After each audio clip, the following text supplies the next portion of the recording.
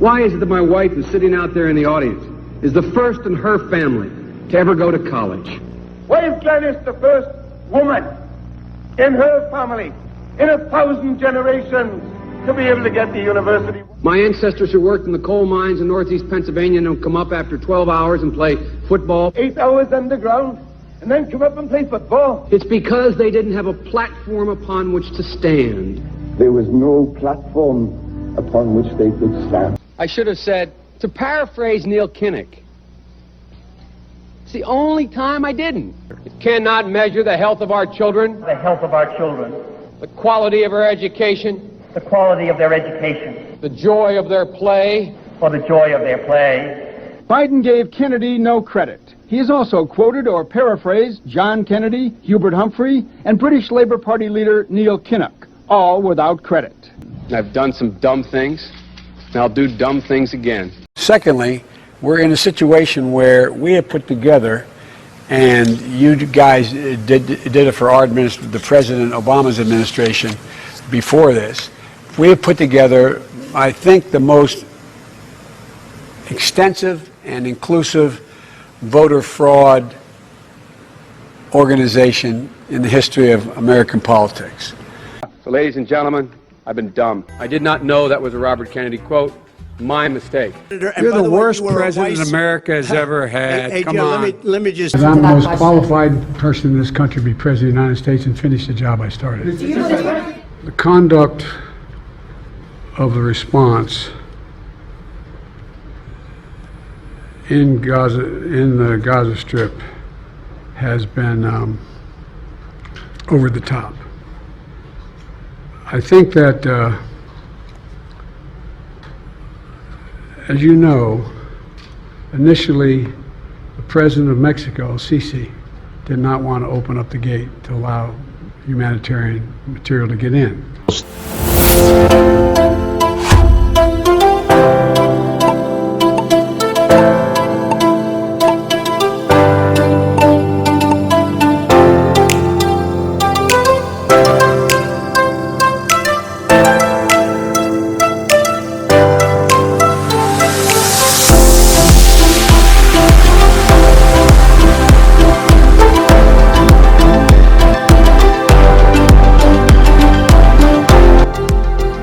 Now, in my opinion, there's 6 main areas that determines how well you are as a president. The first video that we're going to look at is how well Biden is able to communicate and articulate himself. The meeting. If you don't have a game plan, he may have a game plan. He just hasn't shared it with me. But I tell you what, I don't know about you, but I'm going to go to bed.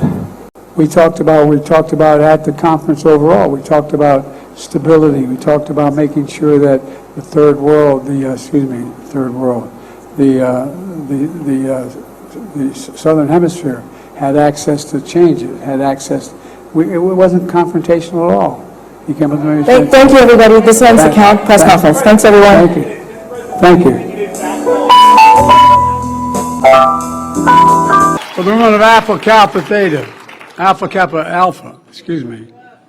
She had a wonderful time. And we've got so many real leaders here. 2 former chairs of the Congressional Black Caucus, Joyce Beatty, and you heard Marcia Fudge, don't mess with Marcia. And my home state senator, Chris Coons, who, a real quick story, when my son passed away, well, anyway, Chris was just wonderful. He wouldn't take the job, he wouldn't run until he knew it was okay. We had to call Chris and say, Chris, please run, because it was Bo's chair, he said. Our great DNC chairman, Jamie Harrison from South Carolina. And you're the reason Donald Trump is a defeated former president. You're the reason Donald Trump is a loser. And you're the reason we're going to win and beat him again. I would, in fact, make sure that we immediately surge to the border. All those people are seeking asylum. They deserve to be heard. That's who we are. We're a nation that says if you want to flee and you're fleeing oppression, you should come. The banner says Exodus from poverty. This column of humanity heading north from the countries of Central and South America and well beyond too.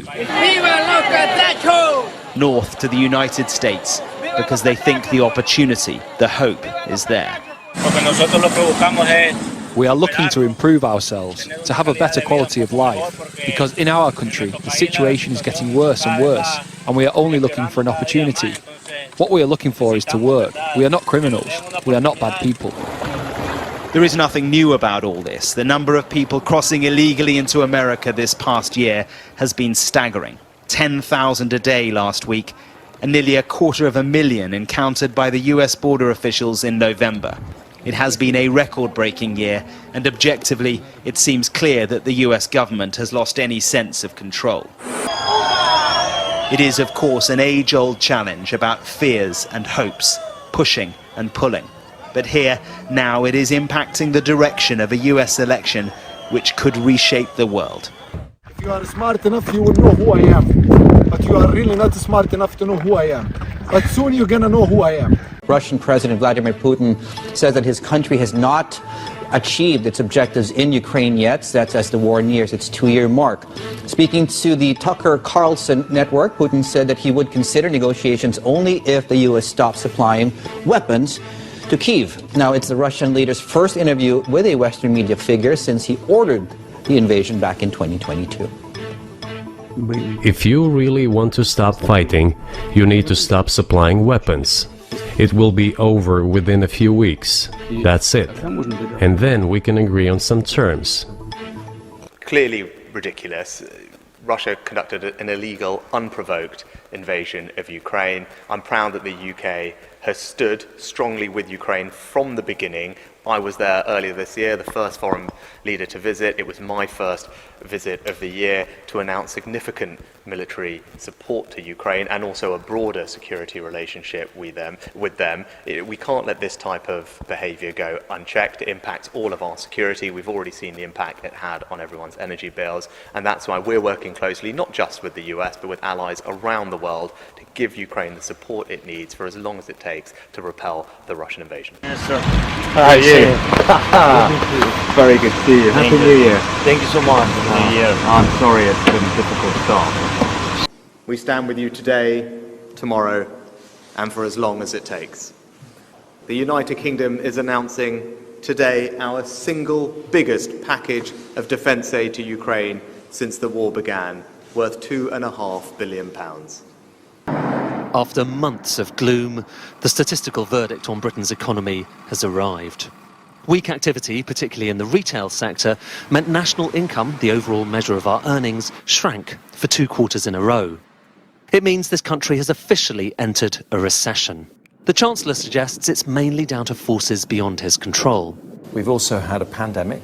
We've had a Ukraine war that has meant that inflation rose to more than 11%. It needs to move. The bill provides urgent funding for Ukraine so it can keep defending itself against Putin's vicious onslaught.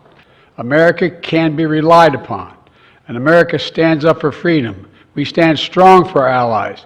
We never bow down to anyone, and certainly not to Vladimir Putin. So let's get on with this. Are you going to stand up for freedom? Or are you going to side with terror and tyranny? You're going to stand with Ukraine, you're going to stand with Putin. Will we stand with America or with Trump?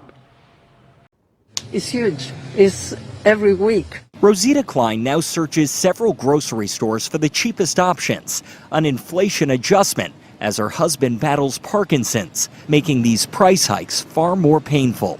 We are using our savings. Are you nervous about the future? Yes, of course. Inflation in America surged in June, with some of the steepest price hikes from June of last year in places like Baltimore, Miami, Atlanta, Phoenix, and Alaska.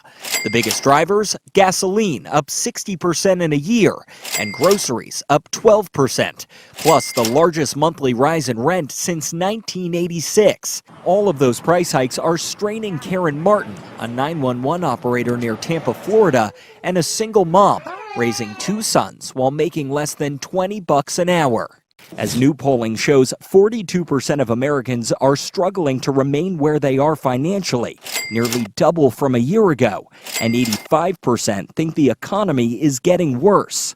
And if you wish to answer, should someone who is here without documents, and that is his only offense, should that person be deported? That person should not be the focus of deportation. We should fundamentally change the way we deal with things. Senator. Trump campaigned on build that wall. Are you willing to tear that wall down? No, there will not be another foot of wall constructed on my administration. Newly obtained White House records reveal the Biden administration admitted to flying hundreds of thousands of illegal migrants into the country.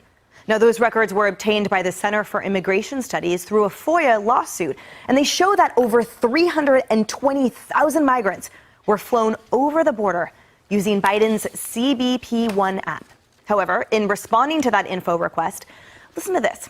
The administration refused to reveal just which U.S. airports those migrants landed at. At the Center for Immigration Studies writes, quote, "The public can't know the receiving airports because those hundreds of thousands of CBP authorized arrivals have created such operational vulnerabilities at airports that bad actors could undermine law enforcement efforts to secure the United States border if they even knew the volume of CBP-1 traffic processed at each port of entry." Frightening is an understatement. And Elon Musk weighing in, saying this, quote, "This administration is both importing voters and creating a national security threat from unvetted illegal immigrants. It is highly probable that the groundwork is being laid for something far worse than 9/11. He writes, "Just a matter of time." Donald Trump appropriately announced a visit to the southern border, but then something mysterious happened. Biden decided to visit the border on the exact same day after years of ignoring the southern border as our sitting U.S. president. Why? It's worth understanding that the Democratic Party's policy shift on the border is really just an illusion and reflects their changing incentives. For much of the last 10 years, the top objective has been to import long-run voters. That's what our open border policies have really been all about. Over the long run, the people who come to this country as illegal migrants, the plan would over the long run become potential voting citizens. It's exactly what they said they wanted to do 20 years ago, 10 years ago. It's exactly what has since played out. The people crossing the border are then given a path to amnesty, one way or another, and you see that against the backdrop of an election system that is increasingly loose with respect to even checking voter ID or current citizenship. So the exact policy that's going to have the effect of boosting the Democrats is exactly the one that the Democratic Party has been supporting. But now we're coming into a window of the election where cities in this country, New York City, Chicago, other cities across this country, are suffering this scourge of illegal mass migration. So the Democrats have a new incentive of appearing to do something about the actual border crisis. That's Biden's border visit today. Window dressing, fake appearance, Orwellian projection. Now, what you're going to see in the coming months, I predict, is some type of paltry efforts, both from the Department of Homeland Security, including Mayorkas, who's been impeached, as well as from Democrats in Congress and the Senate, to appear to try to do something minimal about the border. But that's really not about the substance of it. It's about doing whatever minimum is required to foster the appearance of caring about sealing the border until they actually, in their plan, win the election, after which they resume their prior policies, which is going back to importing long-run potential voters. That's the way this game is played. And it turns out politics is not really any different than any other domain of life. People act according to their incentives. That's exactly what Biden's doing. It's exactly what the Democrat Party is doing. Long-run plan, import as many voters as possible, lower the thresholds for people to be able to vote, lower the thresholds for amnesty. When that's cost the country so much and people are suffering as a consequence of that illegal mass migration in cities across this country, pretended to do something about it in the 10 months leading up to the election, pay some lip service, show up at the border the same day Donald Trump does, only to, if they're elected, God forbid, go back to actually enacting those same open border policies. I'm reporting this because no other television news channel will. Be warned, the following information is distressing. Omar is now serving 18 years for multiple counts of child rape. His brother Mohammed is serving 13 years. Of course, the BBC were unaware of the awful crimes that he would go on to commit. But it doesn't end here. Al Aboud, who was convicted of 2 counts of rape, assault by penetration and assault occasioning actual bodily harm, was sentenced to just 5.5 years. Al Salmi, guilty of 3 counts of sexual assault and assault by penetration, got a suspended sentence. There is no talk of even trying to deport these monsters. In fact, we asked the Home Office if they were considering it. They told us it wasn't really their responsibility, before the Ministry of Justice referred us back to the Home Office, who then eventually said that those eligible will be deported at the earliest opportunity. It's a circus, isn't it? The BBC's documentary on a member of this vile refugee rape gang is still online. This grotesque case highlights several things. We are giving refuge to some people who rape and abuse children. Our state broadcaster stands accused by some people online of doing a PR job for these people. The BBC denies this, of course. But where is the BBC Newsnight follow-up on this story?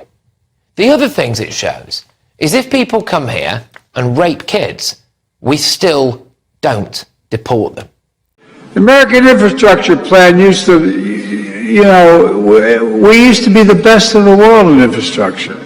Literally, we were ranked number 1 in the world. The annual inflation rate came in at 8.3%. The stock market nosedived. People are shocked by their grocery bills. What can you do better and faster? Well, first of all, let's put this in perspective. Inflation rate month to month was just an inch, hardly at all. You're not arguing that 8.3 is good news. No, I'm not saying it's good news, but it was 8.2 or 8.2 before. I mean, it's not, I can make it sound like all of a sudden, my God, it went to 8.2%. It's the highest inflation rate, Mr. President, in 40 years. I got that, but guess what we are? We're in a position where for the last several months it hasn't spiked. It has just barely, it's been basically even. Come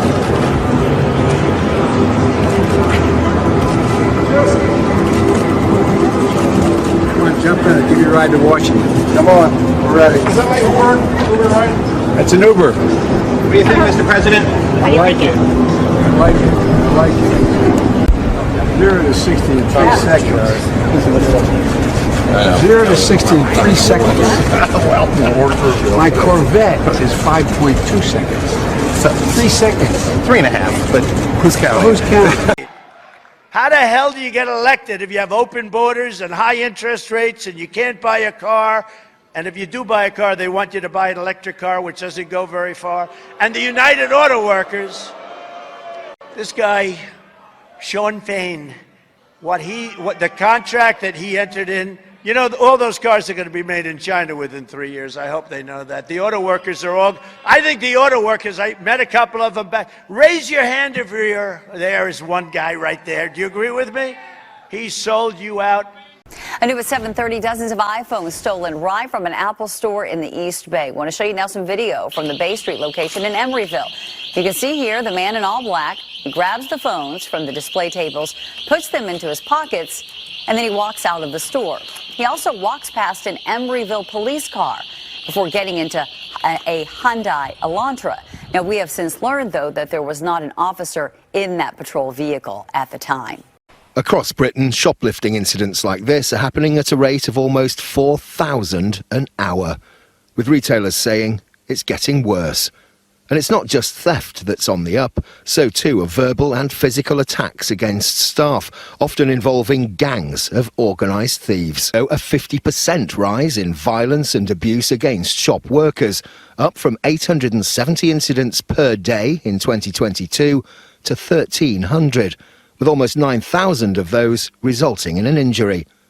Shoplifting more than doubled from 8 million to 16.7 million incidents a year. And the BRC estimates that the cost to retailers is £1.8 billion, a record amount. Look at this. In the world statistics, name the top 10 murder capitals of the world. The first 6 are Mexico. They had 31,000 murders on the border by the cartels, etc. The next 4 are St. Louis, Baltimore, New Orleans, and Chicago. We're in the top 10. 4 of our cities are in the top 10 most murderous countries in the world. And Chicago, in the last 2 years, 1,326 murders. 1 year, they only arrested 9 guys for 800 plus murders. So they had carjackings in last year, 1,321 carjackings and 26,000 stolen cars. That's just one city, Brian. So what about Portland? Remember the riots in Portland and Seattle, right? Portland was one of the first cities to defund police. Guess how much homicides spiked last year in Portland? You tell me. 700%, because no cop wants to work in Portland. They can't find cops. Why would you work there? Why would you? More cops got killed in the line of duty last year since the beginning of this nation. So think about what's happened since you kind of left the air and went to your horse ranch. Now all of a sudden there's no consequences for crime. Right. Cops have been made to be the enemy, and we're realizing we're trying to make the criminals the good guys. And in turn, there are no cops. Check out this. Talk about a police crisis. This is an excerpt. We have a staffing crisis in New York City. We've lost 3,000 officers last year. Our members are overworked, understaffed, not being able to get days off. We are losing police officers every single day, over 200 a month. We cannot sustain this for the long run. That's the PBA president, Patrick Hendry, and he's saying this in New York, where we've lost thousands of officers, but still have 34,000, and they can't handle it. You can't recruit them. Chicago tried to recruit police officers. I think almost half of the guys there and women resigned and went on to other places. So what are they doing in these different cities? They're riding 1 to a car, not 2, not a backup. 1 to a car is dangerous. 12-hour days. Some cities are working 12 days to get 1 day off. They had a recruitment in Chicago.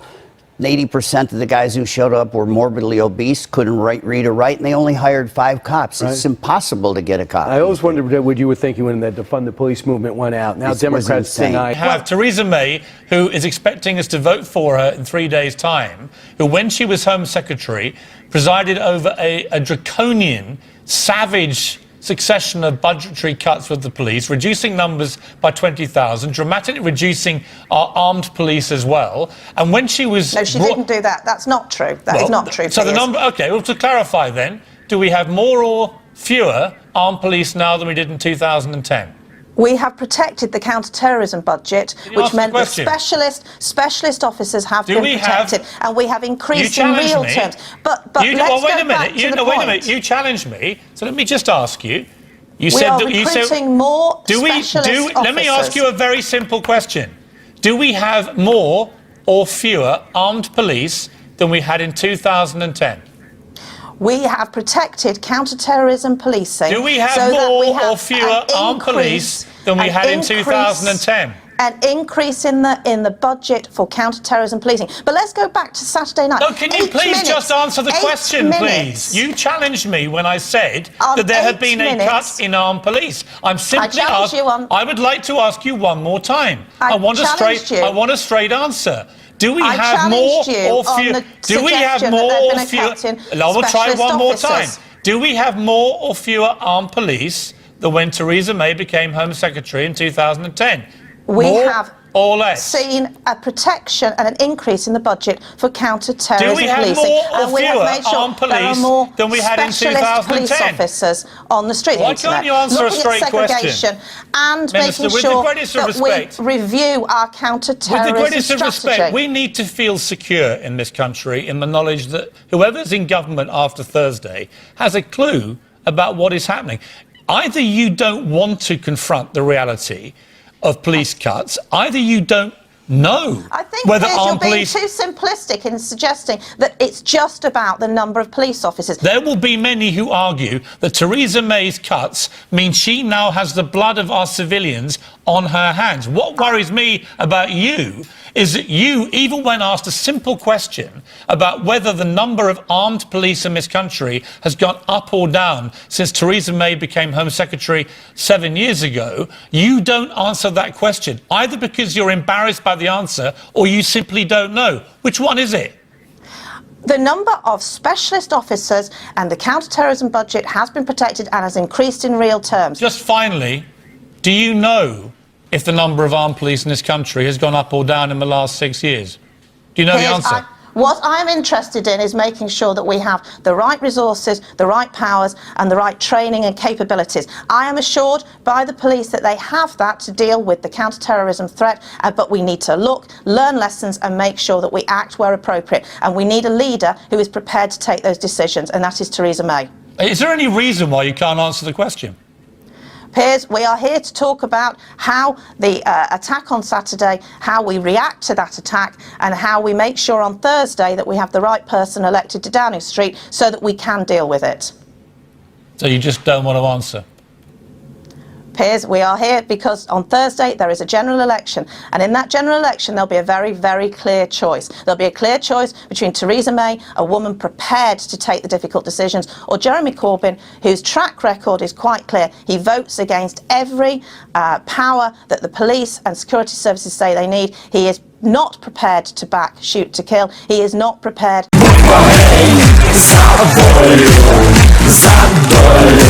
Зарплата у меня маленькая, но это не главное, ведь нам разрешили отбирать деньги и имущество у русских. The TV actor, with no political experience, has torn up the political rulebook.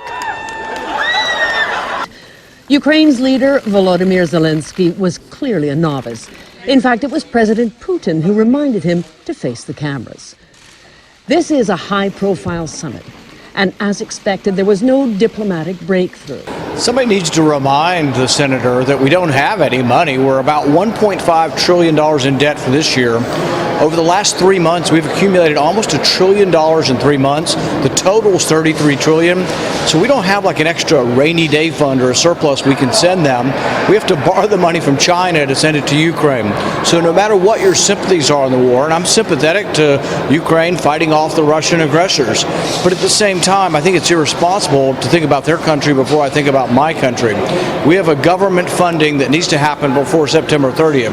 For them to hold that hostage and to say, oh, we'll close down, we're going to close down government unless you pass Ukrainian funding. We don't have the money. So I don't think it's a good idea for our country to continue borrowing. We've given them over, I think it's about 113 billion. This is another 24 billion. But if you read between the lines, they'll tell you it'll last them about 2 to 3 months and they'll be back again. Every 2 to 3 months they're over here. He'll be here again today begging for more money. It's not even just going to armaments. You realize we're funding the pension of their government workers, and we complain about bloated government here. They've got bloated government and they've got corruption, and the American taxpayer, people who are struggling in our country, are asked to fund it. I think it's wrong, and I think most of the American people, frankly, are with me. You mentioned Estonia is already spending more than 2% of GDP on defence. How important is it to you that other countries do the same? It is very, very important. When the war started, conventional war in Europe, in Ukraine, then I thought that, okay, now everybody understands that we have to spend more on defense. Президент США Байден снова с хамским высказыванием в ваш адрес выступил. С хамским, да. Не хочется цитировать, но все-таки это президент США, скажу. Он сказал ваш адрес сумасшедший. Some Ukrainians are refusing to fight and looking for ways to leave. Martial law requires men of fighting age to stay in the country. Forged documents are one way of leaving. Thick forests and mountain passes are another. More than 15,000 have been detained in Ukraine while trying to illegally cross into Romania. Have described claims of corruption within its army recruitment as shameful and unacceptable. It comes after President Zelensky recently sacked every regional recruitment head after officials were accused of taking bribes and intimidation. Our Ukraine correspondent James Waterhouse reports. Боятися – це нормально.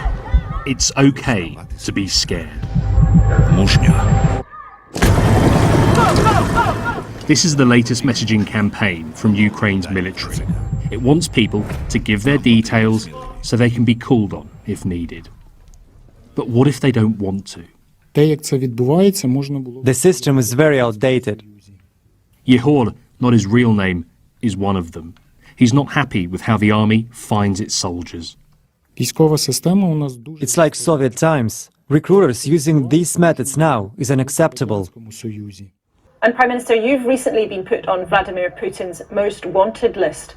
We're speaking a week since the death of Alexei Navalny. What's it like for you to be named as a target? Well, I got a lot of messages of congratulations. That is a great honor. That is the biggest award that one can get for standing up to your principles. But jokes aside, this shows that Putin's playbook hasn't changed. This is meant to make me afraid, and the only response is that we shouldn't be afraid. And you're not afraid? No. New video is sparking even more outrage over the group of migrants accused of attacking 2 New York City police officers. That's what you're looking at on the left hand of your screen. Those guys were freed without bail. And now look at this. Here's one suspect flipping the bird to the cameras. He could care less. Another blows kisses as he smiles and laughs. The other suspect next to him also putting up the middle fingers and cursing at those reporters. Remorseless, brazen, smug. And now the question is, will the Biden administration deport these migrants? When we see, like in New Hampshire last night, the presidential GOP primary, immigration top of the list, concerns for voters in New Hampshire, you realize how this is spread all over the country. Now, you were willing to get arrested for a situation right there in your neighborhood. What happened? They were busing migrants into your neighborhood and dropping them off at a school that was abandoned because you didn't even have enough resources to keep it open for the kids in your town. Tell us about it. Well, in the community that I was born in, which is called Woodlawn, in the city of Chicago, I did get arrested. I heard that they were bringing the migrants in on a bus, CTA bus, that was paid by the taxpayers' money. And on the top of the bus, it said, "My kind of town." So I stood in front of the bus and I refused for the illegal migrants to get into the Wadsworth School, the school in our community that, our kids went to, but now they was told that they cannot go to the schools because of lack of funding, and a lot of schools closed because of lack of funding. And how do you think those children feel now that they're driving past or walking past the schools that they was rejected from, now migrants are living in? This should not be on the backs of the people here and draining our resources. I see a lot of wasted money because there's no structure. You've never had a time where Southsiders, Westsiders, and now Northsiders have come together to unite under one issue. Yeah, this building behind me is called Near South Health Clinic. This is a clinic where the unfortunate people that did not have insurance, could not afford, good insurance, they went here. This was a free clinic for this community. The community that I'm in now is called Bronzeville, and it's closed. So the seniors that could not make it over to the Cook County Hospital 4 miles away, they went to this clinic. Now it was closed. Now migrants are there. So our parks, our schools, our clinics, and police stations have all become shelters for illegal migrants. That is a harsh reality for. Now it's emerged that the Home Office is paying for 16,000 homes for asylum seekers despite a colossal housing shortage. Young people and families struggling to put a roof over their heads, but contractors working for the Home Office are offering landlords very sweet 5-year guaranteed deals with full rent for housing migrants. How many was sent back last month? Have you got incoming?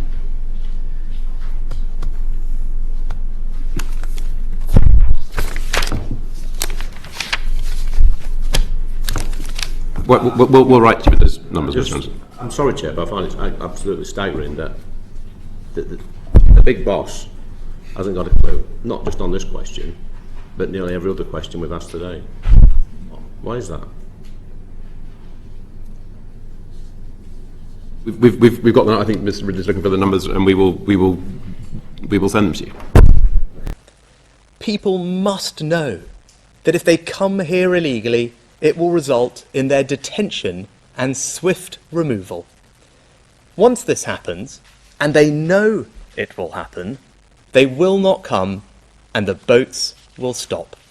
I promise what I can deliver, and I will deliver what I promise, and that's what we said we would do. That's what we will do.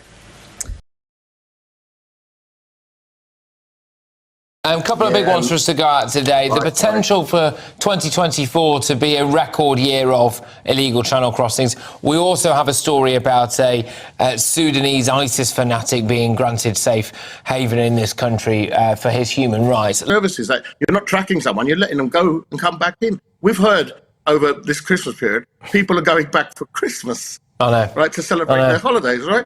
But whose fault is that? Who's supposed to monitor that? The Home Office and the security services. Is it correct that 17,316 claims were withdrawn between September 2022 and September 2023? That sounds about right. If you say that I don't have the exact number, it is absolutely the case as we go through much higher numbers of decisions that you would expect a number of withdrawals. We've got clear thresholds for when we withdraw, which is when people don't engage with the process. So if individuals don't show for an interview twice, or if individuals don't respond to requests for questionnaires twice, then their claim is withdrawn. And where are those people? In most cases, I don't know where those people are. In most cases, I don't know where those people are. We have withdrawn their claim. So you tick them off the list, but they haven't gone home. They haven't gone home. I don't know. We don't know. So you have no idea where those 17,316 people are.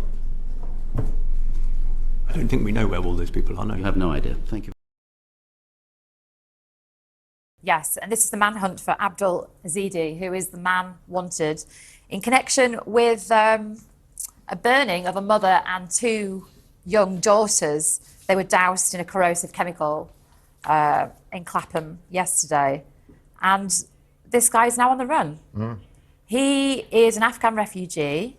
He was granted, he was turned down for asylum twice before he finally was granted it, and he arrived illegally in this country on the back of a lorry. He has also been convicted of a sexual assault exposure offence 2 years after he arrived. And that is the headline. So it says chemical attacker was failed asylum seeker. Here we are again, aren't we? Yeah. So this man, as you rightly say, came here from Afghanistan on the back of a lorry, underneath a lorry or whatever, came into this country, then obviously, as we know, committed a sexual offence, was turned down for asylum twice. Then he said, I've converted to Christianity and allowed to stay in this country. And that goes back to a much bigger issue. Absolutely. What is he doing in this country? Absolutely. I have no idea where those 17,316 people are.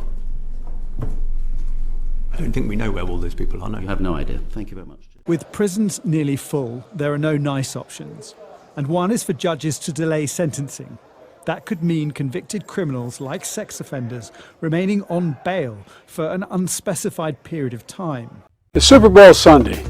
If you're anything like me, you like to be surrounded by a snack or two while watching the big game. You know, when buying snacks for the game, you might have noticed one thing. Sports drinks bottles are smaller. Question, what law school did you attend, and where did you place in that class? And the other question is, could you quickly, I think I probably have a much higher IQ than you do, I suspect. I went to law school on a full academic scholarship, the only one in my class to have a full academic scholarship. In the first year in law school, I decided I didn't want to be in law school and ended up in the bottom 2/3 of my class, and then decided I wanted to stay, went back to law school, and in fact ended up in the top half of my class. I won the International Moot Court competition. I was the outstanding student in the political science department at the end of my year. I graduated with 3 degrees from undergraduate school and 165 credits, only need 123 credits, and I'd be delighted to sit down and compare my IQ to yours if you'd like, Frank. And he is criticized by some in his party for being a senator and candidate of themes, not substance. Biden rejects that criticism, but today, oratory and themes were very much on display. And for a decade led by Ronald Reagan, self-aggrandizement has become the full-throated cry of this society. I've got mine, so why don't you go get yours? Guess what? A lot of people died, and a lot more are going to die unless he gets a lot smarter, a lot quicker. Mr. President? Did you use the word smart? So you said you went to Delaware State, but you forgot the name of your college. You didn't go to Delaware State. You graduated either the lowest or almost the lowest in your class. Don't ever use the word smart with me. He spent a year there. He got the Bronze Star. He got the Conspicuous Service Medal. He was not a loser. He was a patriot, and the people left behind there were heroes. Really? And I resent. Are you talking about Hunter? Are you talking about Hunter? I'm talking about my son, Bo Biden. You're talking about. I don't know Bo. I know Hunter. Yeah, Hunter got thrown out of the military. He was thrown out, dishonorably discharged. That's not true. He wasn't dishonorably. Cocaine use. And he didn't have a job until you became vice president. And once you became vice president, he made a fortune in Ukraine, in China, in Moscow, that is simply and various not other places. True. He made a fortune. My son. And he didn't have a job. My son. Jim was the reason that I'm president, because he endorsed me and got all you to help me. But I later learned Emily convinced him to endorse me. A promise made and a promise kept. And I'm proud we have the most diverse administration in the history of America, because I know our diversity is our strength in America. It was here in South Carolina that I promised to appoint the first black woman to the United States Supreme Court. Her name is Justice Ketanji Brown Jackson. And by the way, she's smarter than the rest. I've appointed more black women to the Federal Circuit Courts of Appeals than every other president in American history combined. A promise made and a promise kept. It's about how old your ideas are. Look, I mean, this is a guy who wants to take us back. He wants to take us back on Roe v. Wade. He wants to take us back on a whole range of issues that are 50, 60 years, they've been solid American positions. And I really mean this sincerely. I think it's about the future. And every single thing we've done, I think we've got some good things done. Everything, and they told us we couldn't get them done because things were so divided. And but I think everything we've gotten done, he's just friendly stated he wants to do away with if he gets elected. And I really think his views on where to take America are older than, anyway, I don't want to get going.